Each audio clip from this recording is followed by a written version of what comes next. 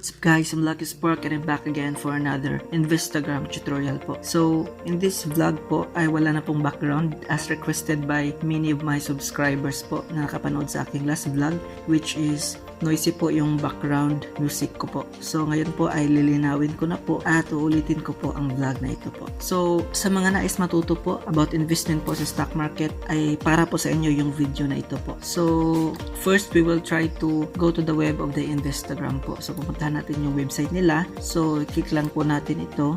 So, nakikita nyo naman sa video. So, yan. So, click nyo lang natin yan at naka-internet po tayo para makapagpasok po tayo dito sa kanilang website po. So, ito po Investagram po at nakalagay na po tayo dito sa ating account po dito sa Investagram. So, i-move lang natin to. Yan. Okay, so ako nga po pala si Dji Spark at sa mga bago pala sa aking YouTube channel ay huwag kalimutang i-click ang subscribe button ng aking video and also like ang video na ito po. So, marami po yung mga gusto na matuto na mag-trade or mag-invest sa stock market but they don't have the knowledge po or they are very afraid to lose their money. So, the best way for that ay kailangan pong mag-practice muna. So, this platform po, Investagram, is really the best para sa mga baguhan po sa stock market. So, you will not lose money here. So, you will only gain in this platform po. So, as you can see po, ito po talaga yung homepage ng Investagram. So, hindi na po tayo nag-login kasi naka-automatic login na po ito yung account ko para mas mabilis po yung pag-login natin. So, diretso na po tayo dito. So, ito po yung home niya. So, nakikita nyo naman. So, ito po yung tab. So, makikita nyo dito sa upper, na dito sa gitna, makikita nyo po yung home, stock, virtual trade, learn, and shop, and so on po. So, pag may arrow pababa, it means meron pa pong i-click dyan. So, ito po home, wala na po. So, ito po yung makikita nyo. Nakikita nyo po yung screener, chart, invest to learn, and trading ground. So, lahat po yan, i-discuss po natin yung mga basic parts lang para po matuto kayo kung paano mag-navigate dito sa Investagrams po. Okay, Investagram po is a platform where you can practice talaga sa pag-stock or trading. So, it is very important for us na makapag-trade po. Kasi po, habang tumatagal ay mas tumataas po yung market value ng mga company po. Okay, so, in this video, we will learn about investing stock market using virtual trading in Investagram po. So, free lang po ang maggawa ng account nito. Wala pong bayad. Dito nga ating alamin kung paano magsimula. Okay, so pagpalagay natin, meron ka ng account. So, madali lang naman to. Gagaya lang ng Facebook ang paggawa ng account ito.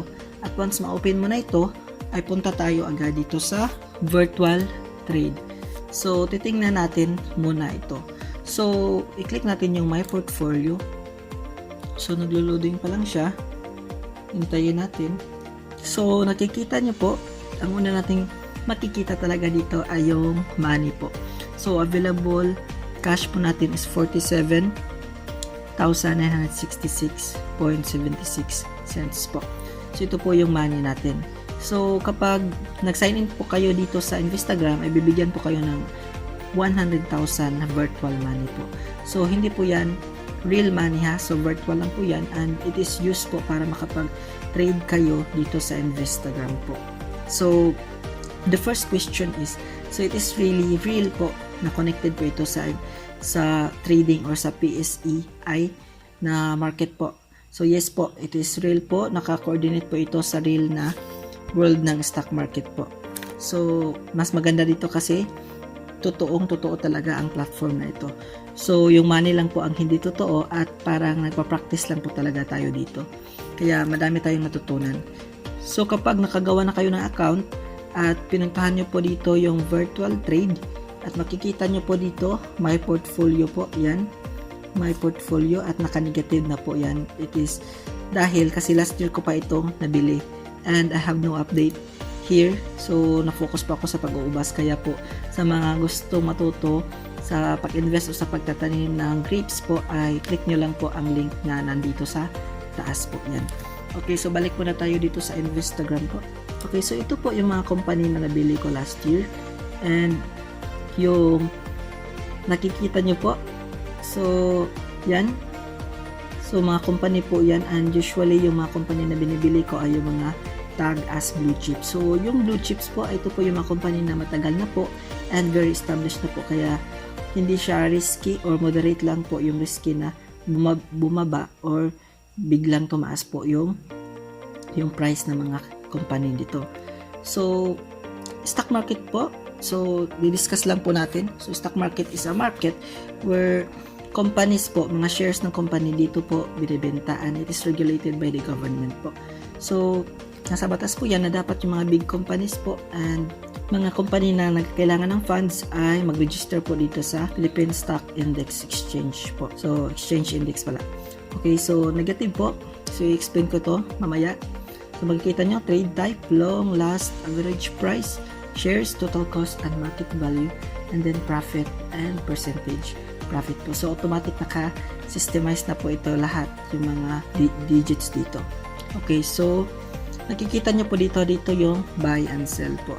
So, dati, i-click nyo lang po yan at makikita nyo po dito yung mga format ng each stock po.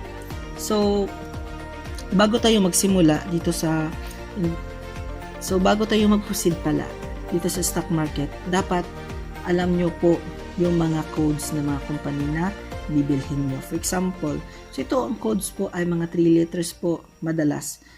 So, for example, itong say 80, so anong company po yan? Pag i-click natin yan, mag-a-appear po yan bandang dito po. So, GFC, ito po yung Jollibee. So, i-click natin yan. So, makikita nyo, GFC is Jollibee Foods Corporation. So, the current price of Jollibee is 127. So, ito po, makikita nyo dyan, dito sa part na ito, yung current price. So, ito po yung current price niya kanina po umaga. So, 127 po. So, nag-open siya ng 129.50 at low niya is 126.50 at volume, so ito po 1.64 million po yung dami ng dito sa Jollibee. So, high po is 129.50. So, explain ko din mamaya kung bakit naka-red ito at ano yung open, low, and so on po. Okay, so dito naman tayo. So, sa vlog na ito ay i-navigate ko muna kayo dito sa mga tabs ng Investagram. So, ito naman records. Pag naka-sell kayo, so dito po makikita kung meron kayong gain or loss. So far, wala akong loss. And pinapractice ko po talaga ang pag-invest na wala pong loss na mangyayari. And based sa nabasa ko ay wag po kayong magbenta na malos kayo or ano. Unless kung malaki na po talaga, dahil meron talagang mga tinitingnan bago kayo mag-sell kapag nagbaba yung presyo. So, ito po, total po na profit ko, in just 3 months lang po ata ito, nakapag 5,000 na po ako, almost 5,000. So, ito po, 4,955.16 cents po. And ito na lang po yung natitira kong money. Okay, so ito naman yung order history. So, makikita nyo sa order history dito, ito po yung mga latest na mga company na nabili ko po. So, Coal, NWC, dito, ACSM, and San Miguel Corporation po. So, yan po yung mga nabili ko. So, ang una nating ituturo ay kung paano bumili. So, ang una nating bibilhin is San Miguel. So, pag bibili tayo, dapat alam natin yung code ng isang stocks po. So, ang code ng San Miguel is SMC. At makikita nyo po dito, magpa-flash po itong San Miguel Corporation. So, i-click lang po natin yan. At makikita nyo po yung current price, 99.00. So, yan po yung current price ng San Miguel Corporation. So, nag-open po siya, 99, and wala po talagang pagbabago. So, makikita nyo po dito sa percentage banda dito, naka-black lang po siya. It means steady lang po yung pricing or moving price na kaninang trade po. So, sasabihin ko nga po kung paano mag-buy. So, i-click lang po natin itong buy na tab. So, i-click natin yan. At makikita nyo po, so, number of shares. So, ito po yung tinitingnan natin. So, hindi po tayo makakabili ng 1 or 2 or 3 shares or even or add ibang numbers. So, ito po talaga ang tinatawag nating board lot. So, ito po yung minimum shares na mabibili natin dito sa San Miguel Corporation. So, 10, ito po yung board lot niya. So, i-click natin yan. So, by 10 talaga yan. Hindi pwedeng 15 or hindi pwedeng 23. So, by 10 talaga po yan. So, kikita natin is 20. So 10 lang po yung bibilhin natin. Pag bibili tayo, automatic po yan magkakaroon ng fees. So yan po yung bayad sa broker nyo.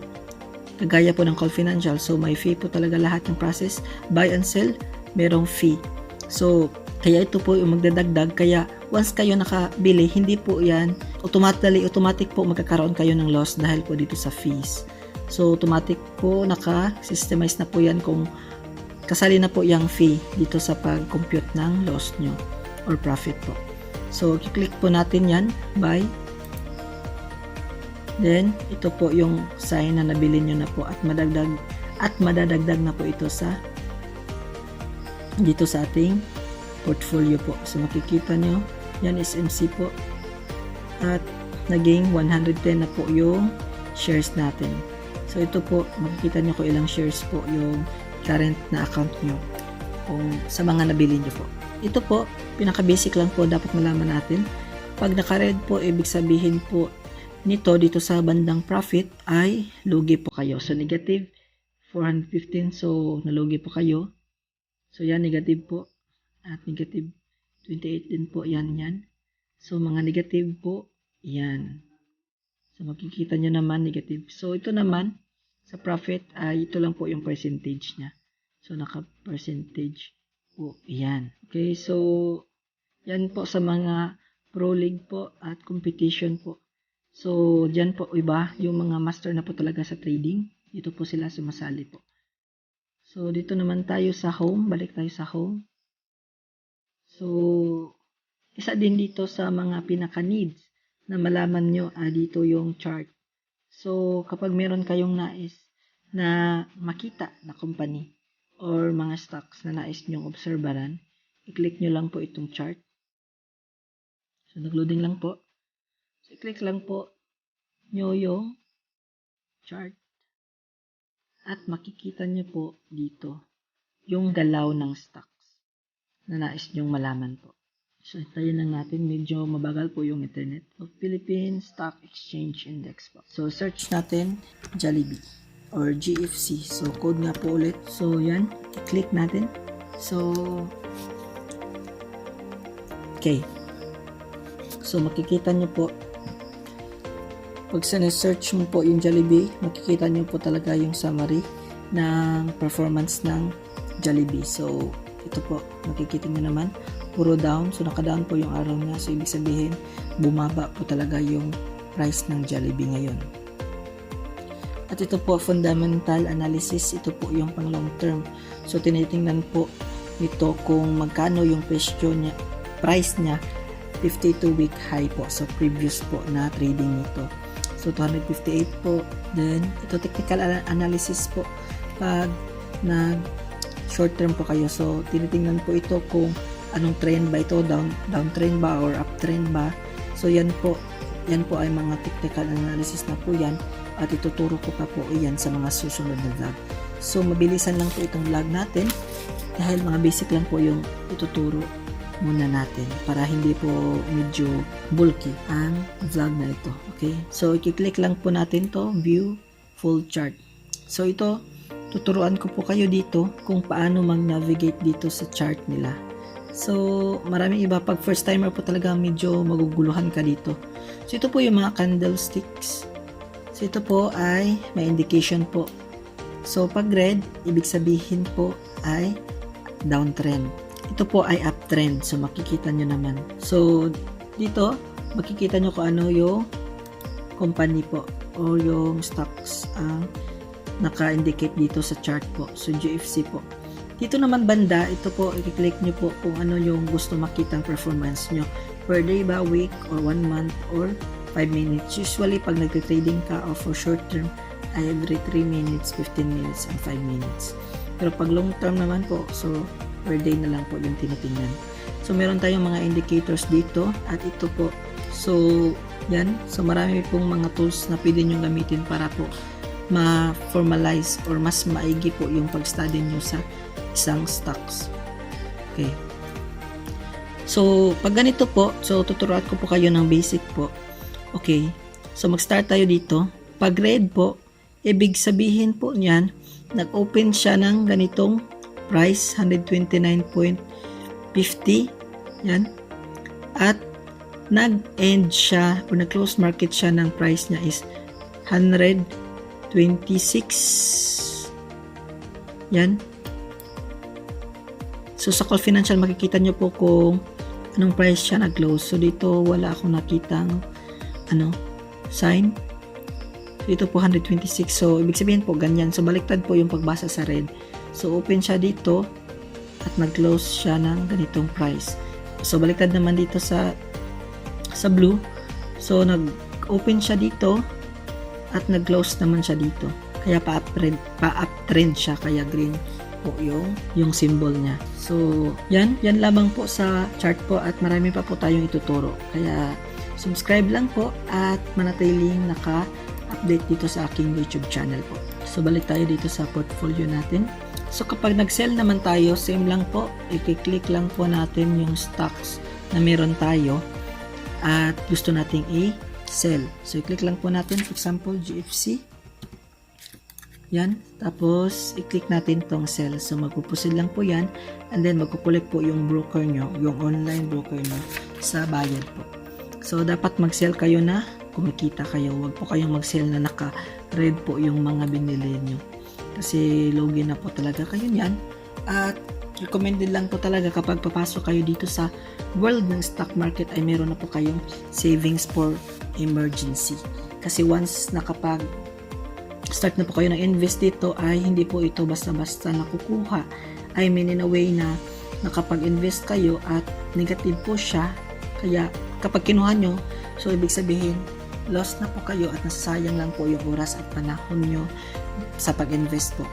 Kasi po nag-invest nga tayo para kumita. So dapat magkaroon tayo ng tamang diskarte po sa investment natin. So balik tayo sa home. So dito po talaga ako nag-start dito sa Investagrams bago ako pumasok sa real world ng stock market. So sa susunod na mga vlogs ko, ipapakita ko po talaga yung journey ko doon sa Call Financial. So nag-start na po ako ng purchase ng mga blue chips company and hoping po magkaroon tayo ng good results since downtrend talaga lahat ng company and it is best way to invest when all are afraid. Kaya nagbentahan sila at yung magagawa natin as a bagong pasukan ay bili lang po ng bili sa mga magagandang company po. Okay? So, ito po yung account ko at wala na po akong nakalimutan. Sa mga nagtatanong kung anong oras ba nag-open yung market. So, nag-open po ito 9:30. So, makikita nyo po yun pag i-click na po soon dito sa chart po. Makikita nyo po maraming nagpa-flash ng mga companies and iba-iba po yung price. So, ibig sabihin yan, open na po yung market. And dahil nga sa COVID, so madali lang po nag-close yung market. Mga 1 o'clock po ay close na po yung market. Ibig sabihin po, pag close, wala na pong transaction. Hindi ka na po makabili ng mga stocks or makasell po. So, yun lamang po sa ngayon. At I hope po dito kayo mag-practice muna bago kayo pumasok para iwas lugi muna sa mga pera nyo na pinaghirapan po. So, maraming salamat sa inyong lahat at God night po.